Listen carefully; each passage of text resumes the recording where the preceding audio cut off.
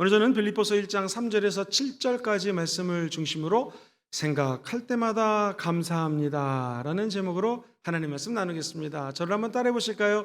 생각할 때마다 감사합니다. 이 오늘 말씀은 분명히 옥중에서 쓴 옥중서신인데 기쁨의 서신이라고 제가 말씀을 드렸습니다. 지난주에는 은혜와 평강이 핵심 말이었다면 오늘이 감사에 대해서 말씀을 합니다. 사도 바울이 감사라는 단어를 그가 쓴 모든 서신에 다 쓰여져 있어요. 갈라디아서만 빼고 감사가 쫙 써져 있는데 오늘 본문 3절은 이렇게 말씀을 합니다. 내가 빌립보 교인들을 생각할 때마다 나의 하나님께 감사한다. 내가 빌립보 그 교회를 생각할 때마다 감사한다라는 거예요. 우리 사랑하는 성도님들 잠깐 한번 눈을 감아 보시고 어떤 사람의 이름을 딱 떠오르면 그분 너무 감사해. 그런 분 있으신가요? 또는 어떤 단체나 어떤 모습을 딱 떠올렸을 때 거기가 너무나 감사하다. 또는 그분이 너무나 감사하다 하면서 감사가 내 마음속에서 이렇게 흘러넘치는 그런 경험이 있으신가요? 도대체 사도 바울은 빌립보 교인들을 생각할 때마다 내가 하나님께 감사합니다. 어떤 교회였길래 이 하나님이 주시는 감사가 사도 바울 마음속에 넘쳐났던 것인가요? 우리 예수 믿는 것은 하나님과의 관계죠. 예수 믿고 구원받아 천국 백성 되는 거 하나님과의 관계입니다. 그런데 여기에 플러스 이웃과의 관계가 포함이 됩니다. 그래서 교회라고 하는 것은 어떤 곳이냐면요, 전체가 모여서 죄인도 오고 사기꾼도 오고 똑똑한 사람도 오고 그렇지 못한 사람도 오고 어느 누구나 와서 예배를 드리는 것입니다. 죄인 된 우리가 다 같이 하나님을 그야말로 셀러브레이션, 기뻐하면서 찬양하면서 하나님께 막 예배 드리는 공동체가 교회예요. 그리고 거기에 더해서 하나님께 전체 공동체가 예배 드리고 난 다음에 사람들과의 교제가 있어야 됩니다. 친한 사람들, 함께 기도하는 사람들과의 영적인 교제가 있어야 돼요. 사도 바울은 하나님과의 관계뿐만 아니라 이웃과의 관계, 그리고 양과 목자와의 관계죠. 양은 누굽니까? 빌립보에 있는 교인들. 목자는 누굽니까? 사도 바울. 이 관계가 너무나 좋았다라는 거예요. 그래서 진통제 맞아보셨습니까? 몸이 아프면 진통제를 먹지 않습니까? 지금 감옥에서 너무너무 힘든데 살아 움직이는 진통제 역할을 하신 분들이 바로 빌립보 교인이었다는 것입니다. 그러니까 이 영적인 기쁨 중에서 가장 큰 기쁨이 뭐냐면 하나님께 예배드리는 것이요, 두 번째 함께 기도하는 사람들과의 교제를 통하여 감사하고 기뻐하는 마음이 회복되는 것입니다. 옆 사람하고 인사해 보겠습니다. 당신이 나의 진통제셨군요. 시작. 당신이 나의 진통제셨군요. 이게 무슨 뜻입니까? 내가 힘들고 어렵고 감옥에 갇혀서 몸부림치면서 어려워하는데 나에게 기쁨이 되고 감사를 주신 분이 저 먼 곳에 있는 빌립보 성도들이었다라는 것입니다. 요즘 TV를 한번 보셨습니까? 우리가 알고 있는 예전에 어렸을 때는 KBS, MBC 이렇게 옛날에 또 저 어렸을 때는 TBC 이런 것들이 있다가 SBS 한두 가지가 더 생겼죠. 근데 요즘에는요 공중파가 얼마나 많은지 모릅니다. 그런데 눈에 띄는 것은 예능 프로그램이 너무 많아요. 그냥 이름을 나열할 수 없을 정도로 제가 모르는 프로그램도 무지무지 많습니다. 전부 다 재밌길라 하고 웃기려고 하고 아주 유머 감각을 쓰는 분들이 동시다발로 나와가지고 막 TV 프로그램에 나오는 것을 보게 됩니다. 그러면 온 TV가 예능 프로그램, 연예인들이 나와서 웃기고 재밌게 해주려고 하는데 한국 사회는 기쁨이 없다는 것입니다. 재미와 기쁨은 틀립니다.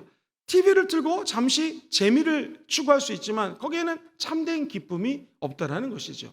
사랑하는 성도님들, 한국에 이렇게 웃기는 프로그램이 많아서 사람들이 배꼽 잡고 잠깐은 웃고 재밌어 하지만 마음속에 기쁨은 없다는 것입니다.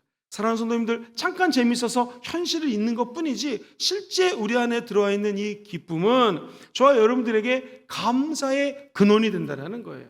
그래서 오늘 본문 말씀은 이렇게 얘기를 할 수 있습니다. 감사의 근원은 기쁨입니다. 한번 따라해 보실까요? 감사의 근원은 기쁨입니다. 시작. 감사의 근거는 기쁨입니다. 이 감사의 근거가 있어요. 사도 바울이 내가 너희를 생각할 때마다 하나님께 감사한다라고 하는 것은 그 근거가 뭐냐면 기쁨이라는 거예요. 그래서 사람은 기뻐하면 하나님 앞에 감사하게 된다는 거예요. 자, 우리 한번 3절과 4절을 한 번 더 읽어보겠습니다. 시작. 내가 너희를 생각할 때마다 나의 하나님께 감사하며 간구할 때마다 너의 무리를 위하여 기쁨으로 항상 어떻게 해요? 간구하면. 처음부터 읽어봅시다. 시작. 내가 너희를 뭐 할 때마다요? 생각하면 생각할수록 내 하나님께 감사한다라는 거예요. 오늘 이 예배 드리면서 감사가 회복되기 원하시는 분들은 아멘 해볼까요? 아멘이죠. 감사가 너무나 중요한 거예요. 근데 말씀에 보면은 한번 따라해보세요. 간구할 때마다.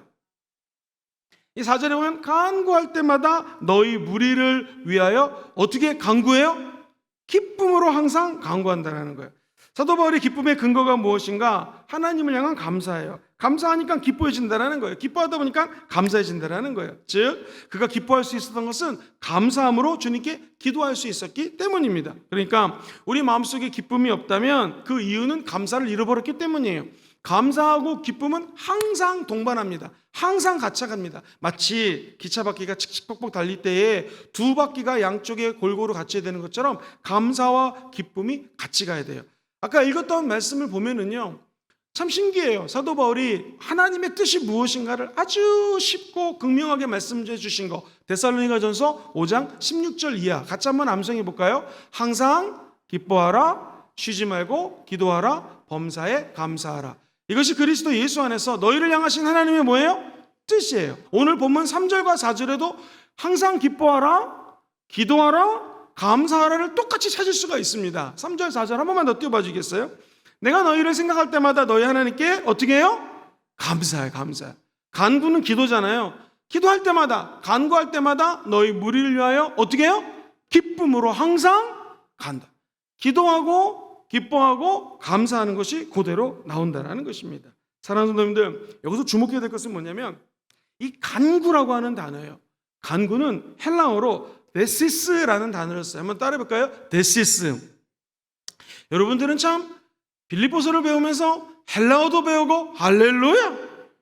여기서요, 이 간구는 우리가 생각하는 기도하고 좀 틀립니다. 데시스라고 하는 단어는 정확히 해석하면 부족한 것을 채워주세요 라고 하면서 간절히 구하는 것이 데시스, 간구예요.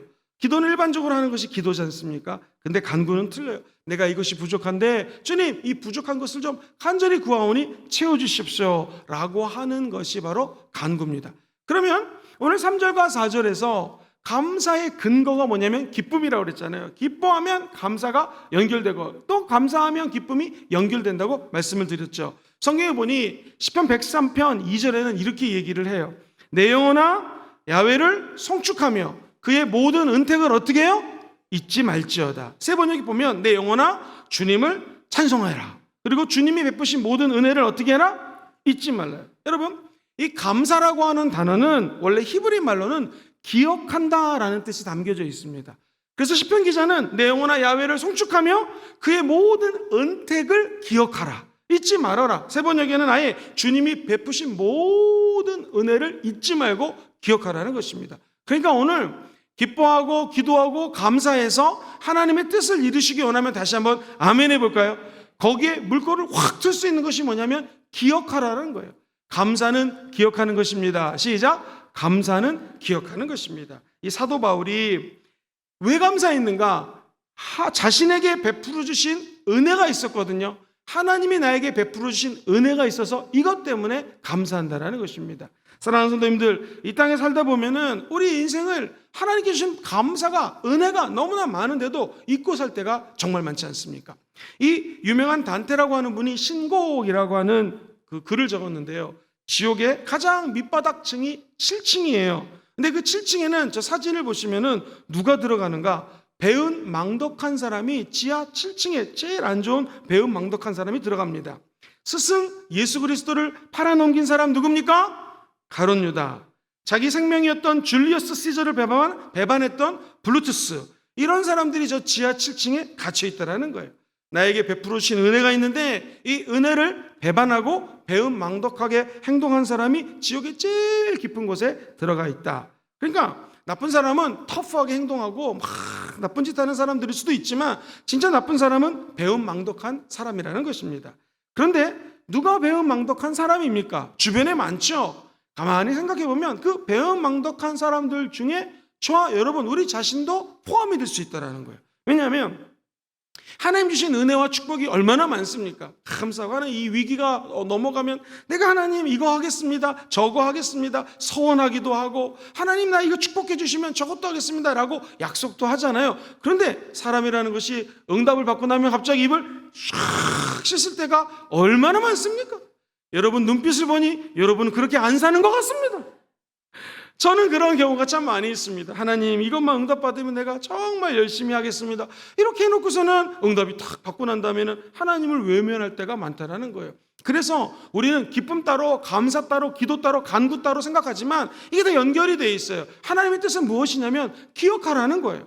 내가 너에게 수없이 많은 은혜를 주지 않았느냐. 첫 번째, 예수 믿고 구원받아 저 여러분들이 천국 백성 된 거 믿으세요? 이것처럼 큰 은혜가 어디 있습니까? 여기에 감격하고 기도하라는 거, 여기에 대해서 기뻐하고, 여기에 대해서 하나님께 다시 한번 간구해서 이 구원의 감격이 정말 천국 갈 때까지 지속되라고 하나님께 기도하라는 것입니다.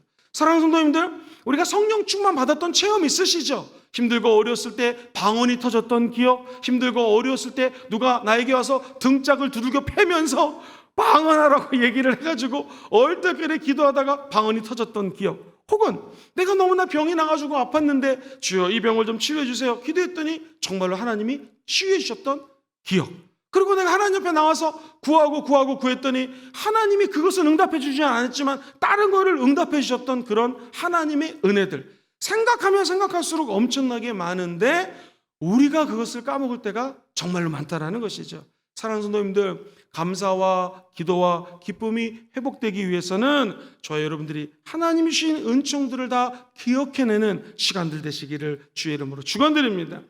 점점 나이를 먹어가면은요, 20대 때는 이 인생이 시속 20km로 달리는 것 같대요. 30대가 되면 몇 킬로? 30km. 40대가 되면 인생이 40km로 빨리 가는 것 같습니다. 여러분 80대가 되면 어떻게 될까요? 할렐루야. 그런데 인생을 천천히 보낼 수 있는 방법이 있다고 합니다. 그것은 잠자리에 들기 전에 오늘 하루 하나님이 나에게 베푸신 은혜를 하나하나 생각해 보라는 것입니다. 그럼 인생이 결코 빨리 가지 않는다는 거예요. 아니, 지금 이 시간이 오전 10시 59분이거든요. 1분만 있으면 11시인데 이 11시 되기 전까지 저와 여러분들이 이 새벽재단에 나오지 않았습니까? 특세기간에 새벽재단에 나와서 기뻐하고 박수치고 말씀 듣고 눈물을 흘리면서 기도했고 응답받았던 그것들을 하나하나 돌이키면서 오전 11시 현재 아침부터 오전 새벽부터 지금까지 은혜를 한번 생각해 보면은 시간이 결코 빨리 가지 않는다는 거예요. 그러니까 감사를 놓치면 시간이 얼떨결에 빨리빨리 지나가 버린다는 거예요. 막 분주하게 사는 거 분주병이라고 그러지 않습니까? 분주병에 걸리지 않으려면 감사병에 걸리면 된다는 것입니다. 감사는 병이 아니지만 저와 여러분들이 천국 갈 때까지 내가 빌립보 교인들만 생각해도 감사합니다. 하나님이 주신 은혜만 생각해도 감사합니다. 이런 감사쟁이들이 되시기를 주의 이름으로 축원드립니다. 또 하나 사도 바울이 감사했던 것은 성도님들이 본인에게 베풀어 준 은혜가 있었어요. 하나님이 주신 은혜가 있었고 빌립보 교인들이 나에게 베풀어 준 은혜가 있었어요. 그래서 내가 너희를 생각할 때마다 나의 하나님께 감사하고 내가 간구, 아까 데오스라고 그랬죠. 간절히 필요한 것을 구할 때마다 너희를 기쁨으로 하나님께 기도한다라고 이야기를 한 것입니다. 자, 그렇다면 아까 그 간구가 간절히 하나님 앞에 필요한 것을 구하는 거라고 그랬잖아요. 예를 들어 보겠습니다. 지금 나에게 지혜가 필요합니다. 그러면 기도할 때 하나님 지혜를 주세요. 이게 만약 기도라면 간구는 뭐예요? 하나님 내가 지혜가 꼭 필요합니다. 저에게 좀 지혜를 주세요. 그러면서 한 단계 업그레이드 시켜서 하나님은 누구나 지혜가 부족한 자들은 하나님께 간구하면 후해 주시고 꾸짖지 않는다고 야고보서에서 약속하셨으니까 이 말씀을 따라서 저에게 좀 지혜를 부어주시옵소서. 하나님 야훼를 경외하는 것이 지혜의 근본이라 하셨사오니 내가 주님을 경외해서 오늘 이 예배당에 나왔습니다. 예배드립니다. 나에게 좀 지혜를 부어 주시옵소서. 이게 간구예요. 사도 바울이 지금 빌립보서를 보면서 하나님께 너희들만 생각해도 내가 간구하는데 내 간구 기도 제목이 뭐냐면은 너희들이 지금 좀 이따 이제 나중에 공부를 하겠지만 순두계라고 하는 집사님하고 유오디가라고 하는 집사님이 서로 싸움이 일어나가지고 약간 화합이 안 되는 거예요. 그래서 교회를 생각할 때마다 너무나 감사하고 기뻐했는데 나의 간구, 나의 기도 제목은 너희들이 되지 하나가 되면 좋겠다. 하모니를 이루면 좋겠다. 그러면서 한번 따라해볼까요? 겸손. 이게 하나 될 때는요 겸손함이 필요하거든요. 사람이 겸손하면 그다음부터 하나 됩니다. 부부싸움 왜예요? 한 사람만 겸손해지면 부부싸움이 일어나지 않습니다. 지금 순두개라고 하니까 순두개가 누구냐고 물어봤더니 교회 학교 어린이가 순두부찌개래요. 순두부찌개. 순두개라고 하는 성도님이 다른 팀하고 지금 막 이 전쟁이 벌어진 거예요. 근데 이 두 팀 중에 한 팀만 겸손하면은 하나님이 이 가운데 하모니, 화합을 준다라는 거예요. 그래서 예수 그리스도는 빌립보서 2장에 하나님과 동등됨을 취하지 않고 이 땅에 낮고 낮은 모습으로 오셔서 죽기까지 순종했다고 겸손에 대해서 언급하는 이유가 바로 내가 하나님 앞에 간구한다라는 거예요. 너희들이 하나가 되면 좋겠다라고 얘기를 하는 것입니다. 사랑하는 성도님들, 우리가 나에게 주신 하나님의 은혜에 감사하지 않고 사람들이 나에게 주신 은혜가 있는데 그걸 감사하지 않으면 이때부터 영적으로 혼돈에 빠집니다. 그러면서 혼돈은 욕심을 낳고 욕심이 잉태한 즉 죄를 낳고 죄가 장성하면 어떻게 돼요? 사망에 이르는 것이에요. 그러니까 우리가 하나님 앞에 감사한다고 하는 것은 이 어둠을 막을 수 있는 유일한 무기가 됩니다. 감사를 하면 욕심을 막을 수 있는 무기가 됩니다. 해서 자족하는 것은 영생을 얻는데 내세에도 도움이 된다고 얘기를 했죠. 감사는 이처럼 엄청난 은혜가 있다라는 것입니다. 사랑하는 성도님들, 지금 우리 중부지방과 서울 수도권에는요 얼마나 비가 왔는지 강남이라고 하는 것 가장 부유한 지역 아니겠습니까? 이 홍수 앞에 완전히 꼼짝 못하고요 차가 넘어지고 사람들이 지금 막 엄청나게 난리가 났습니다. 그런데 유독 한 건물만은 지금 홍수 때문에 피해를 입지 않는 건물이 있습니다. 이 건물의 이름은 청남 빌딩인데요. 저 사진은 2011년도에 저 사진에 보는 것처럼 벽에다가 이 벽을 쌓았어요. 그래서 오른쪽은 다 홍수가 와가지고 차가 물에 감기고 난리가 났는데 이 청남 빌딩만큼은 2011년 홍수가 났을 때, 호우가 났을 때 안전했다라는 것입니다. 그리고 방수문 뒤에서 저렇게 우산을 쓰고 침수 피해 현장을 바라보고 있는 모습은 굉장히 좀 독특하지 않습니까? 자, 2011년 저 당시에는 10m였던 높이가 자, 1.6 길이가 10m고요. 죄송합니다. 길이가 10m고 높이가 1.6m였는데 2013년에 한 층이 더 높아졌습니다. 사진 보시면 성인 남성 키보다 저렇게 높아졌습니다. 그래서 빗물을 완벽하게 막아게 됐고요. 사람들은 저 모습을 보면서 이거 완전 노아의 방주 같다라고 이야기를 합니다. 제가 오늘 말씀을 준비하면서 저건 약간의 동영상인데요. 이런 생각이 들었습니다. 야, 우리 인생에도 느닷없이 홍수가 찾아올 때가 있거든요. 얼음이 찾아올 수가 있습니다. 그런데 저 방어하는 막을 막아놓으면 안전할 수 있다는 거예요. 저 막이 뭘까? 한번 따라해볼까요? 감사입니다. 감사로 어떤 어려움들을 미리 미연에 막을 수가 있다는 거예요. 그래서 한번 따라해 보시죠. 즉시 감사, 미리 감사, 자꾸 감사. 내 삶의 감사가 생활화가 돼야 돼요. 그러면 어떤 충격이 와도 완충할 수 있는 능력이 감사 안에 담겨져 있다는 것입니다. 오늘 보면은 신기하게도 데살로니가 전서에 나오는 항상 기뻐하라, 쉬지 말고 기도하라, 범사에 감사하라 하는 하나님의 뜻이 오늘 말씀 안에 다 담겨져 있습니다. 주목해야 될 것은 내가 너희를 생각할 때마다 감사한다. 여러분, 하나님을 생각할 때마다 감사하는 여러분 되시기를 주의 이름으로 축복하고요. 나아가서 우리 주변에 함께하는 기도하는 분들, 함께 말씀을 나누고 함께 동역하는 사람들을 생각할 때마다 우리 인생에서도 감사가 넘쳐나게 되기를 주의 이름으로 축원드립니다. 사도 바울의 편지의 특징, 감사로 시작해서 감사로 끝납니다. 이게 크리스찬의 삶이라는 것이죠. 어찌 보면 하나님께서 사도 바울을 통해서 저와 여러분들에게 끊임없이 가르치시고 싶으신 것은 무엇인가? 감사합니다. 자, 그렇다면 이 감사의 내용은 도대체 무엇이었을까요? 감사의 내용은 교제입니다. 펠로십이거든요. 한번 같이 읽어볼까요? 두 번째 대지 시작. 감사의 내용은 교제입니다. 자, 교제의 내용이 어떻게 나오는가? 그 다음 절 5절 말씀을 천천히 읽어보겠습니다. 시작. 복음을 위한 일에 참여하고 있기 때문이라.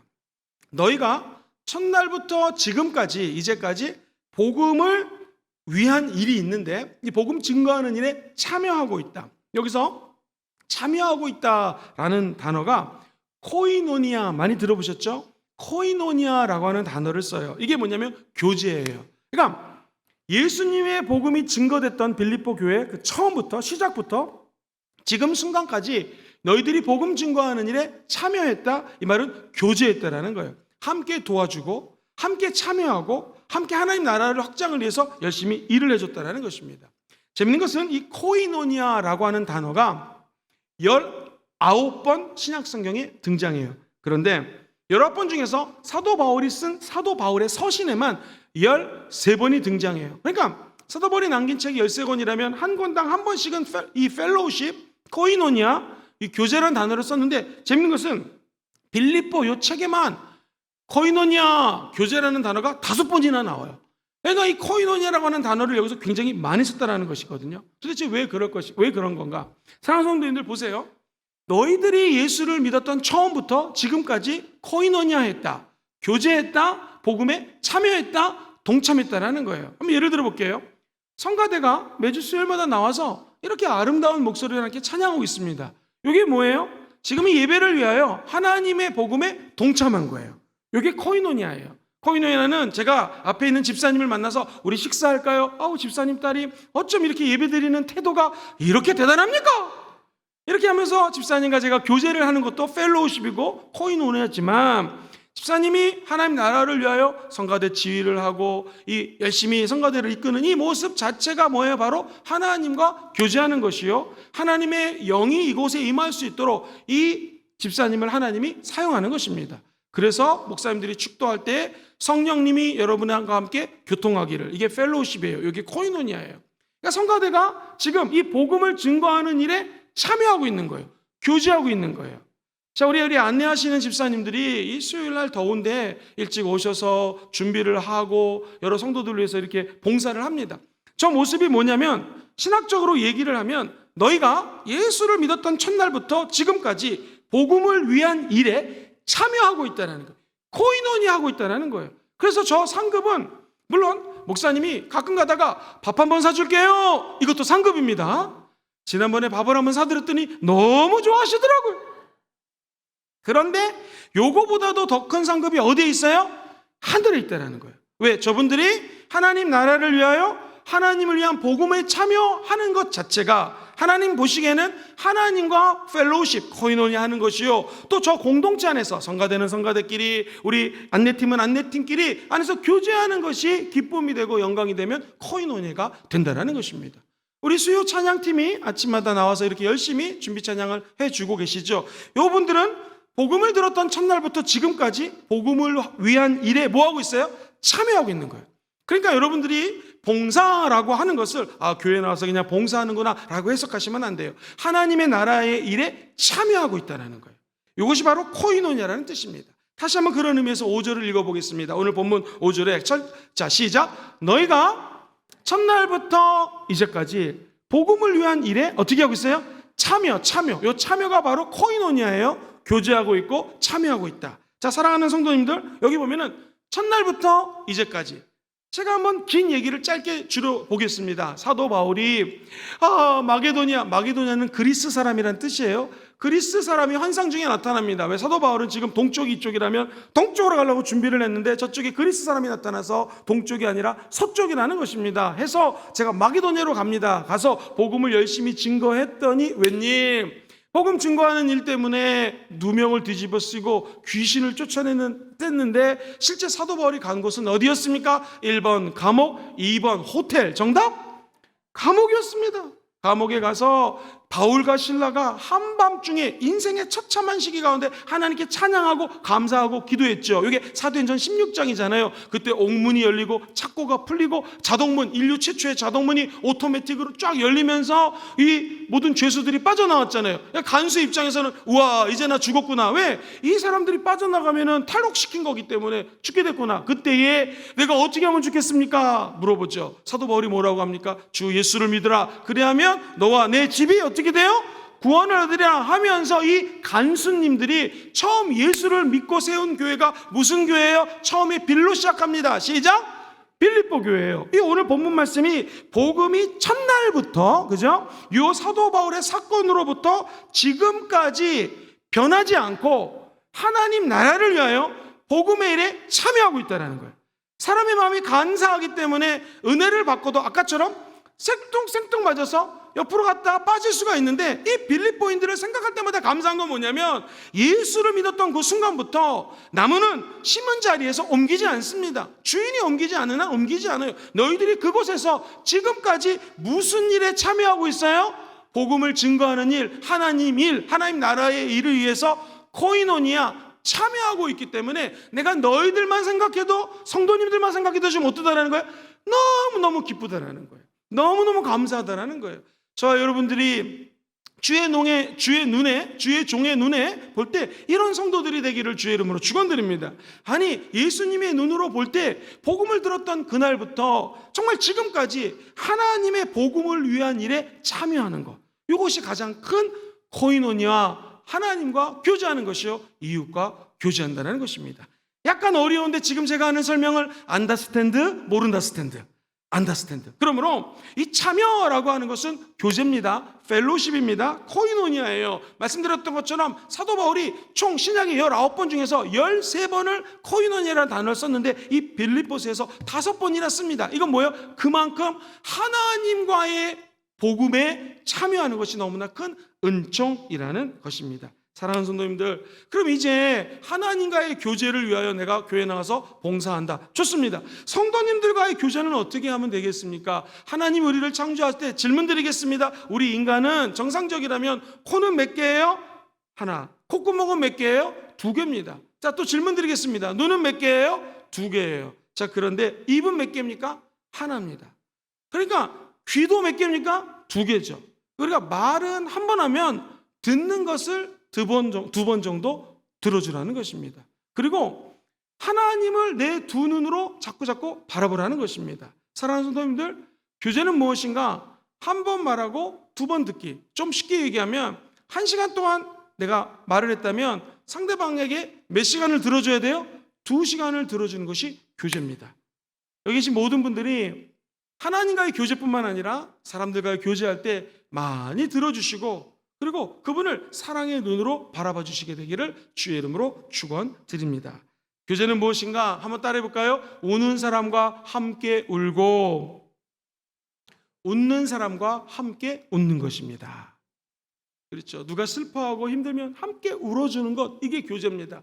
누가 너무나 기뻐하면 나도 함께 기뻐해 주는 것, 이게 참된 교제라는 것이죠. 바울은 함께 교제하며 나아가는 것을 보면서 감사했던 것입니다. 저 성도님들이 하나님을 향하여 복음에 참여하는 코이노니아, 할렐루야, 너무나 기쁘고 감사합니다. 성도끼리 교제하면서 코이노니아를 벌이고 있다, 할렐루야, 감사합니다 라고 이야기를 하는 것입니다. 그러면 마음속에서 스물스물 기쁨이 넘쳐나고 내 마음속 깊은 곳에서 감사가 넘쳐나다는 것입니다. 사랑하는 성도님들, 부모님이 되어서 아이들끼리 어떨 때가 제일 행복한가요? 둘이서 교제가 있고 친하게 하고 서로 막 즐겁게 지내면 부모가 이렇게 보면은 너무너무나 사랑스럽습니다. 언제 아이들을 좁히고 싶을까요? 두들겨 패고 자기들끼리 싸우고 내 거 막 우기면은 부모 입장에서는 그걸 볼 때마다 마음이 아픈 것이죠. 저와 여러분들이 이 땅에 살면서 하나님 눈에 이 정말로 진정한 참여 코이노니아하는 성도들 되시기를 주의 이름으로 축원드립니다. 제가 한 번은 할머니가 손주들을 돌보는 거 봤는데요, 너무너무 그 눈빛이요, 아이들을 보면서 너무너무 사랑하는 거예요. 허리가 아프신데 애들을 업어주고. 왜 그럴까요? 사랑하니까. 손주를 볼 때마다 그렇게 좋다라는 것입니다. 평상시 무뚝뚝한 경상도 분을 알고 계시는데, 아니 세상에 이분이 손주가 생기니까요, 손주를 웃기려고 별짓을 다 하시더라고요. 사랑하는 성도님들, 손자가 사랑스러우면 별짓을 다 합니다. 그리고 아들에게는 돈을 안 주셨던 분들이 손자들에게는 돈을 주는 거 보면서 어머머머 저거 웬일이야, 사랑하면 다 주게 된다는 거예요. 우리 하나님도 저와 여러분들을 볼 때마다 야, 너희들끼리 화목하고 복음 증거하는 일에 참여하고 봉사하고 헌신하니 하나님 눈에서 꿀이 떨어지고 저와 여러분들을 기뻐하며 다 모든 것들을 주는 은혜가 있게 되기를 주의 이름으로 축원드립니다. 사랑하는 성도님들, 만약 저와 여러분들이 타임머신을 타고 뭐 그런 거 없겠지만 옛날에 연애할 때로 한번 돌아가 보도록 하겠습니다. 그러면은 얼마나 연애할 때 그 모습이 지금 생각하면 유치하고 웃길까요? 당신 없는 인생은 고무줄 없는 빤스입니다. 그런 애들도 있었고, 어떤 애들은 진짜 민망한 얘기도 많이 합니다. 그때 내가 왜 웃었지 막 후회하는 친구들도 많아요. 옛날에 이런 얘기들이 있었죠. 자기는 내 도둑이야. 왜? 내 마음을 훔쳐갔으니까. 그리고 자기는 오늘 너무 피곤하겠다. 왜? 자기는 내 마음에서 끊임없이 뛰놀고 있잖아. 뭐 이런 것들. 내가 하나 더 조사해봤습니다. 아니, 오늘은 왜 내 눈을 이렇게 쳐다보지 않아? 당신이 너무 눈부셔가지고 볼 수가 없어. 되게 좋아하십니다. 지금 생각하면 너무 유치하지 않습니까? 근데 그때는 그 얘기를 하면서 서로 좋아가지고 까르르 까르르 걸었던 기억들이 있을 것입니다.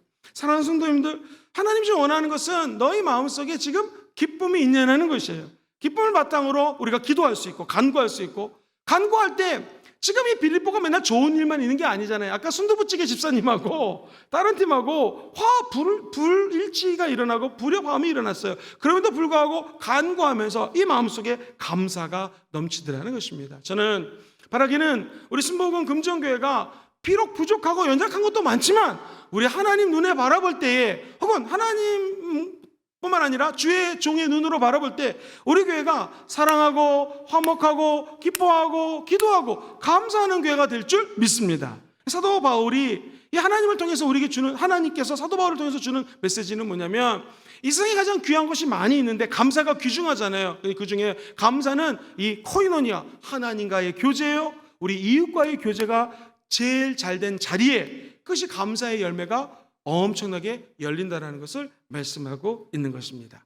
자, 그래서 마지막 세 번째로, 목사님 내가 왜 감사해야 됩니까? 감사의 이유가 무엇입니까? 흔히 말하는 why라는 거예요. 내가 왜 감사해야 됩니까?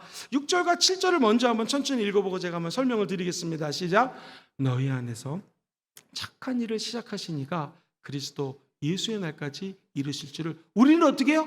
확신하노라. 7절도 시작. 내가 너희 무리를 위하여 이와 같이 생각하는 것이 마땅하니 이는 너희가 내 어디에 있어요? 마음에 있으며 나의 매임과 복음을 변명함과 확정함에 너희가 다 나와 함께 어디에 참여해요? 은혜에 참여한 자가 된 것이다. 6절 한 번만 다시 돌려보세요. 6절 앞부분을 읽어볼게요. 시작. 너희 안에서 착한 일을 시작하시는 이가 그리스도 예수의 날까지 이루실 줄을 우리는 어떻게 해요?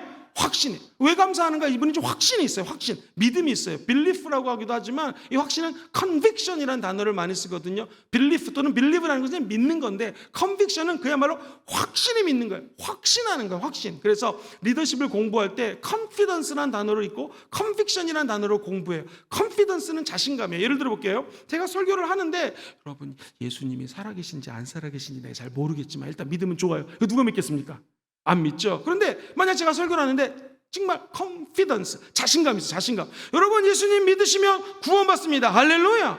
그러면 사람들이 은혜를 받지 않겠습니까? 이게 confidence, 자신감이에요. 그런데 이 confidence, 자신감보다 더 중요한 게 뭐냐면은 한 단계 업그레이드돼서 확신이에요. 김영근 목사라고 하는 사람이 설교를 하는데, 나는 이 설교자로 하나님 나를 부르셨어요. 설교를 안 하면 내 입안에 가시가 돋치고 복음을 증거하지 않으면 나는 지옥 갈지도 모르고, 이 복음을 증거하는 일에는 내 생명조차 버리지 않겠다는 사도 바울의 마음으로 확신 속에서 여러분 예수님 믿으셔야지 천국 갑니다, 구원받습니다 하는 게 진짜 설교 아니겠습니까? 그래서 항상 confidence를, 자신감을 이기는 것은 conviction, 확신이에요. 사도 바울이 내가 감사하는 이유는 뭐냐면 confidence, 사역을 많이 했고 경험이 많아서 자신감 있는 게 아니에요. 뭐냐면 한번 따라해볼까요? 확신. 사도 바울의 마음속에는 확신이 있어요. 하나하나 살펴봅시다. 6절에 보면 너희 안에서 착한 일을 시작하신 분이 계시대요. 예수님이죠. 근데 착한 일이 무엇입니까? 한번 따라해볼까요? 복음에 참여한 일. 시작. 자, 한번 저를 보세요. 착한 일을 시작하신 분이 예수님인 거 다 아시죠? 우리 안에서 착한 일을 하셨는데 이 착한 일이 뭐냐면 복음에 참여하는 일. 아까 참여라고 하는 단어가 뭐라고 그랬어요?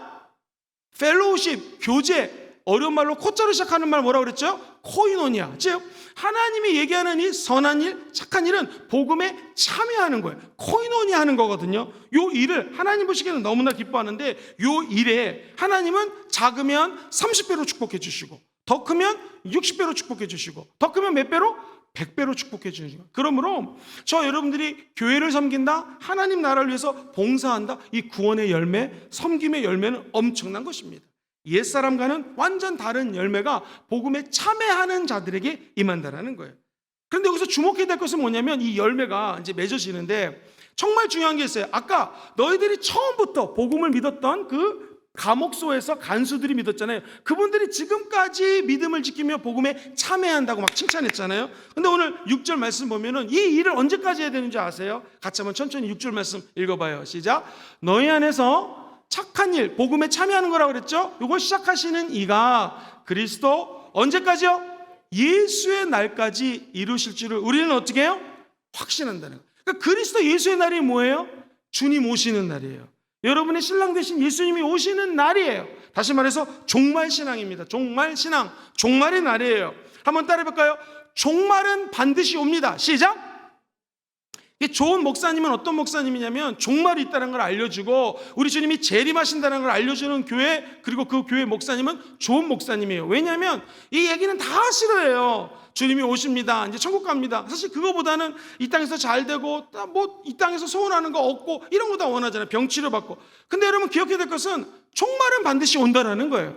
사도 바울이 갖고 있는 확신은 하나님이 사도 바울 마음속에 예수 그리스도가 곧 오시니까 네가 이 복음에 참여하는 선한 일, 하나님 나라를 열심히 봉사하고 섬기는 이 선한 일을 언제까지요? 예수가 오는 날까지 지속하라는 것입니다. 이게 1년, 2년 할 것이 아니라 흔들리지 말고 하나님 나라를 위하여 뿌리를 내리고 언제까지? 예수가 오는 종말의 날까지 하라는 것입니다. 예수님이 나 살아생전에 오지 않으면 개인의 종말을 맞죠. 그죠? 우리는 죽게 될 겁니다. 언젠가는. 그럼 내 죽는 그 종말의 순간까지 하나님의 코이노니아에 참여하라. 이 종말 신앙의 핵심은 뭐냐면 첫 번째, 종말이 반드시 온다는 것이요. 두 번째 한번 따라해 볼까요? 우리의 구원이 완성됩니다. 시작. 우리의 구원이 완성됩니다. 이거 좀 어려운 거예요. 잘 들으세요. 종말이 반드시 오는데 그때는 뭐가 완성된다고요? 구원이 완성돼요. 우리 예수님이 구름 타고 이 땅에 오실 때 우리가 그렇게 바라던 예수님을, 우리 예수님 오시옵소서, 마라나타 주 예수 오시, 이게 우리 요한계시록의 초대교들의 교인들의 기도 제목이었잖아요. 마라나타 주 예수여 오시옵소서, 오시옵소서 간절히 사모했잖아요. 그러면 성경에서는요, 예수 믿는 저와 여러분들은, 죽은 자들은 일어나고 깨어서 저 하늘나라의 하나님의 혼인잔치에 꼴이라는 거예요. 그리고 그것에서 7년 동안 하나님 앞에서 혼인잔치에 참여하며 기뻐하는 것입니다. 여러분, 성경에 보면은 내가 너희들을 위하여 감사하는 것은 내 마음속에 확신이 있는 것인데, 지금 이 복음의 코이노니아 참여하는 이 아름다운 모습을 하나님 나라를 위하여 천국 갈 때까지, 혹은 개인의 종말이 아니라 구원이 완성되시는 누가 오실 때까지, 예수 그리스도가 이 땅에 재림할 때까지 종말 신앙을 가지고, 종말은 확실히 있고 그때 구원이 완성되니까 그 믿음을 흔들리지 말고 너희들이 나아갈지어다. 이게 사도 바울의 확신이에요. 할렐루야. 난 너희들이 끝까지 믿음을 지킬 것을 내 마음속에 확신하노라. 그죠? 그렇다면 7절 말씀을 한 번 더 예의주시해가지고 그 확신이 어떻게 번져나가는지 한번 봅시다. 천천히 시작. 내가 너희 무리를 위해. 잠깐 죄송합니다. 여기서 무리라고 하는 것은 너희 모두의, 헬라어는 저 무리가 모두를 해석하면 딱 맞아요. 내가 빌립보에 있는 모두를 위하여 이렇게 생각하는 것이 마땅하다. 자, 한번 저를 보시겠습니까? 내가 너희 전체를 위하여 예수님이 올 때까지 믿음을 지킬 것을 내가 확신한다고 그랬죠. 근데 그러면 빌립보 지역에는 믿음이 좋은 그 교회에 믿음이 좋은 사람도 있고 뛰어난 분도 계실 테고 헌금도 열심히 하는 분이 계실 테고 여러 종류의 사람이 있을 거예요. 근데 성경은 뭐라고 하냐면 내가 너희 무리 모두거든요. 방송실에서는 제가 가로치고 그 편집한 걸 한번 띄워봐 주세요. 내가 너희 모두를 위하여 이와 같이 생각하는 것이 마땅하다. 그러니까 아까 했던 생각과 3절의 생각과 7절의 생각이 겹치는 거예요. 3절에서는 내가 너희만 생각해도 어떻게 해요? 감사하다. 근데 7절에는 내가 너희 모두, 전 성도예요. 낮은 사람, 높은 사람, 가난한 사람, 부유한 사람, 많이 배운 사람, 그렇지 못한 사람, 헌금을 많이 한 사람, 헌금을 드릴 수가 없는 가난한 사람, 어린아이들, 어르신들 할 거 없이 전체 모두를 위하여 이렇게 끝까지 믿음의 경주를 다할 것을 나는 확신한다. 지금 순두개 지파하고 유오디게파 집사님의 싸움이 있고 불협화음이 있어도 언젠가는 화합이 될 것이요, 믿음으로 함께 천국 가는 날까지 이 경주를 다할 것을 내가 확신하는, 생각만 해도 따라해보세요. 감사하노니. 야, 이거 멋있는 거 아닙니까? 하나님이 어쩜 사도 바울에게 이런 위대한 생각을 줬을까요? 지금 싸움이 있고 저쪽에 부족한 사람들도 많이 있지만 하나님과 교제하고 자기들끼리 교제, 코이노니하고 나를 위하여 이렇게 여러 가지 영적으로 도와주고 물질적으로 도와주는 이 아름다운 공동체가 확신 가운데 언제까지? 예수 오는 종말의 시간까지 지속될 것을 내가 생각할 때마다 어떻게 한다고요? 감사한다. 와, 이거 대단한 겁니다. 사랑하는 성도님들, 우리가 하나님을 통해서 이 말씀을 배웠으면 이제 저와 여러분들이 우리 가정을 바라볼 때마다 아이들이 싸우고 아이들이 부족하고 연약해도 이 아이들이 천국 갈 때까지 믿음 지키고 하나님과 코이노니아하고 믿음의 공동체에서 코이노니아에서 건강하게 자랄 것을 확신하십시오. 이걸 생각할 때마다 어떻게 해야 돼요? 우리가요? 감사하고 기뻐하고 기도하는, 야, 이런 은혜가 저 여러분의 가정이 있기를 주의 이름으로 축원드립니다. 우리 교인들 하나님 은혜 가운데 서로 사랑하고 하나님과 교제하고 이렇게 신앙생활 공동체에서 하다가 우리 예수님 올 때 다 천국의 꼴이 나는 것을 나는 확신합니다. 뿐만 아니라 이것을 생각할 때마다 저와 여러분들이 어떻게 하는 거예요? 지금 너무 기쁘고 감사하다. 목사님, 내 딸이 속썩여요. 우리 아들이 말 안 들어요. 걱정하지 마십시오. 사도 바울은 예수 그리스도 오는 날까지 우리의 믿음의 공동체가 확신 가운데 거할 것을 믿고 미리 감사해버린 거거든요. 그렇다면 저와 여러분들 자녀가 속썩인다고 낙심하지 마십시오. 미리 감사해버리십시오. 그러면 하나님이 주시는 기뻐하고 기도하고 감사하는 역사가 나는 확실히 나타날 것을 믿습니다. 자, 여러분 예의주시에서 7절을 제가 한번 이렇게 해석한 거를 다시 따라서 가로도 같이 읽어보세요. 시작. 내가 너희 무리 모두를 위하여 이와 같이 생각하는 것이 마땅하니 이는 너희가 어디에 있어요? 지금 내 안에 있다. 내 마음에 그냥 계속 기도하고 있다는 거예요. 그러면서 그 다음에 보시면 시작. 나의 매임은 뭐예요? 지금 감옥에 있잖아요. 감옥에. 어디 감옥에 있어요? 1번 로마 감옥, 2번 금정구청에 있는 감옥. 정답? 로마 감옥에 있어요. 그래서 복음을 변명한다고 하는 것은 그땐 변호사가 없었지만 복음을 어떻게 한다는 거예요? 변호하는 것이죠. 자, 그 다음에 뭐예요? 확정함. 확정함은 뭐예요? 가로친 것. 시작. 재판 결과에서 곧 이길 것을 이것에 너희가 다 나와 함께 어디에 참여해요? 은혜에 참여한 자가 된다는 거예요. 내가 지금 어디에 있어요? 사도 바울 감옥에 있어요. 그리고 이제 곧 감옥에서 내 죄를 변호합니다. 그죠? 변론합니다. 변명합니다. 그런데 나는 확신이 있어. 그게 뭐냐면 재판 결과에서 어떨 것을? 이길 것을 하나님의 은혜로 여러분이 저를 위해서 기도하기 때문에 다 은혜에 참여한 자가 되는 것입니다. 라고 하는 것을 생각할 때마다 어떻게 해요? 감사하다는 거예요. 놀랍지 않습니까? 하나님이 사도 바울에게 이런 믿음을 주신 거예요. 우리 새벽 특세 주제가 무엇입니까? 시작! 보고 믿고 말하라는 거예요. 그렇게 따지면 사도 바울은 지금 이 어려운 감옥에서 저 빌립보에 있는 교인들을 본 거예요. 저들의 코이노니와 하나님과의 교제, 또 성도들과의 교제를 본 거예요. 그리고 이분 마음속에 믿음이 있었던 거예요. 우리 주님이 종말의 때에 오실 때인데 이 빌립보 교인들이 그때까지 믿음을 지키고 천국에 가서 하나님의 은혜에 참여할 것을 믿었던 거예요. 그리고 그는 이 편지를 쓰면서 입술로 선포하는 거예요. 내가 여러분 모두를 위하여 이것을 생각할 때마다, 전 성도를 생각할 때마다 내가 너무 기쁩니다. 그러면서 그의 입술의 고백은 뭐냐면 내가 지금 매여서 감옥에 있지만 이제 곧 내 죄를 변론하고 변호하는 때가 올 것이요, 내가 이 죄에서 자유케 되는 날이 올 것을 나는 확신합니다. 확정합니다. 할렐루야. 나아가 우리가 이 믿음을 견고하게 지키면 어디 누가 오실 때, 예수님이 이 땅에 오실 때에 나는 저 천국의 꼴이 날 것이요, 빌립보에 있는 성도님도 저와 함께 저 천국에 들어갈 것을 나는 확신합니다. 할렐루야. 그래서 내가 이것을 생각할 때마다 다 같이 시작. 하나님께 감사하다는, 오늘 저와 여러분들이 이 사도 바울의 믿음이 우리 것이 되기를 주의 이름으로 축원드립니다. 이런 말씀을 좀 드리면서 말씀을 정리할게요. 이 세상에는 확실한 게 하나도 없습니다. 제가 1992년도에 일본을 갔는데요, 그때만 해도 배 타고 부산에 기차 타고 와서 부산에서 배를 타고 일본에 갔어요. 왜냐하면 우리나라 문화 유적이 전파됐던 곳이 있다고 해서 제가 대학생이었는데 그 일본에 가서 이렇게 좀 공부를 하는 시간이 있었습니다. 그때요, 일본은 우리나라랑 비교할 수 없는 부자였습니다. 시골 동네 갔는데요, 벌써 이 관제탑에서 지진이 오는 것을 감지하고 지진의 대처 요령을 다 만들어 있고, 건물마다 이 엄청난 그 기술을 동원해 가지고 건물을 지어서 지진을 갖다가 피할 수 있도록, 그렇게 막 태풍을 피할 수 있도록 건물을 짓고요. 우리나라하고 물가가 너무나 뛰어나서 가난한 한국 학생들이 라면 한 그릇 사 먹는데도 아유 비싸다 하면서 사 먹을 때가 바로 1992년도, 지금으로부터 몇 년 전입니까? 한 30년 전입니다. 그런데 일본이 지금 이렇게 무너질 줄 누가 알았습니까? 내수 시장이 파괴되고 50년간은 외국에 수출하지 않고 내수만으로도 견딜 거라고 보고했던 보고서가 1990년, 92년도 일본이었는데 지금 일본 경제가 아주 어려움에 처해 있습니다. 엔화의 가치가 하락을 하고 있습니다. 그런데 웬일입니까? 우리나라 제품들이 일본에서, 미국에서 팔리기 시작합니다. 우리 성도님들 어렸을 때요, 일본에 가면은 워키토키라든가 이 카세트 플레이어 사가지고 일제를 얼마나 선호했던 기억이 있지 않습니까? 이제는요, 한국 삼성 핸드폰에 모든 음악을 들을 수 있고 동영상을 볼 수 있는 것이 이 일본에서 정말 날개 돋친 듯 팔리고 있고, 미국 시장, 세계 시장을 점유하고 있습니다.